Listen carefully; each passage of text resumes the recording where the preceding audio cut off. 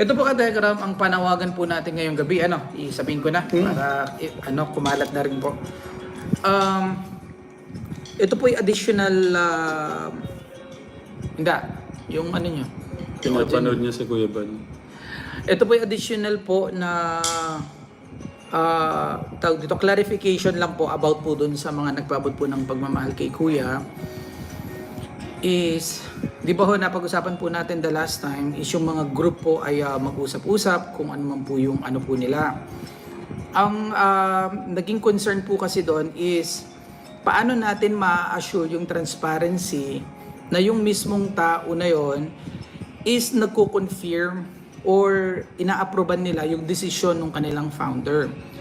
Kaya ho, para ho ma-avoid ho yung ganong pwedeng mangyari is yung pong mismong nagpaabot ay sila po ang mag-direct mag-message kay Tatay Ram o Nanay Jack doon po sa kung kukunin man nila o ano man po yung gagawin nila.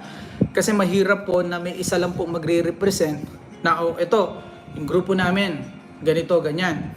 Paano namin paano yung transparency na kung lahat ba talaga ng member nila is approved, kasi yung iba lang po yung nagsabi na babawiin, yung iba wala ho tayong response. So para ho magkaroon po ng transparency on that matter is direct ho, no? Yung mismong nag-abot is sabihin kay Nanay Jack o Tatay Ram kung magkano ho yung kanilang i-validate, and then gagawin po kung ano man po yung gusto. Tek John, paano yung mga hindi makapag-message? By default, yun po ay i-hold para po sa pag-aaral ni Kuya. Alright? So, dahil wala naman tayong confirmation about dun sa totoo, dun sa mismong tao, kasi syempre, maaaring yung iba Kategram dyan, baka hindi na active, kumbaga, or baka hindi na ho masyadong iniintindi yung ganito.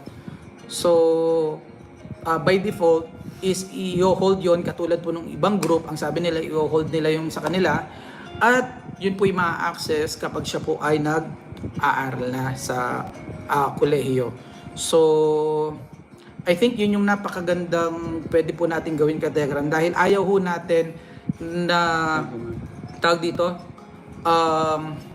baka ano po kasi yung mangyari Katekram sa kung bibigyan lahat. Alam mo yun, mahirap po kasi Katekram. This is for the safety sa kapakanan ng ano. Kasi yun naman talaga inilaan sa pag-aaral. Pinagkatiwala naman talaga pinagkatiwala yung kay Ram sa pag-aaral niya. Ngayon, kung may mga magsabi po talaga, mag-message o kay Nanay Jack, halimbawa member man ho ni Lola Dian, mag-message o kay Tatay Ram, hindi ho pwedeng si Lola Di lang yung magsasabi na yung grupo ko, ganyan. Hindi ho. Magsabi po isa-isa. Kasi hindi naman ho lahat tawag dito, parang siya yung magsasalita para dun sa kabuuan. Anong pruweba ho namin doon? Ano ho yung aming for transparency? Kasi kung wala naman hong sinabi sa inyo yung tao, by default, i-hold po yun for the school nung bata. Kasi yun naman po talaga ang dahilan po nun, ang purpose nun. Pagtulong nila. Lahat naman talaga yung makatapos yun ng pag-aaral. Kung malinaw po Katekram, pa-thumbs up po sa comment section kung malinaw po yung aking panawagan. At kung approve po sa inyo Katekram, yung pong ganon. Hindi yung pwedeng sasabihin lang nung isang tao na, yung grupo namin. Para na lang po for transparency. Totoo lang yung iba nagsabi naman, kung saan mo pwedeng gamitin. Kung pang mission or basta galing dun sa coming from the sponsor. Kasi siya may karapatan talaga dyan. Sila po ang may una pong karapatan dyan.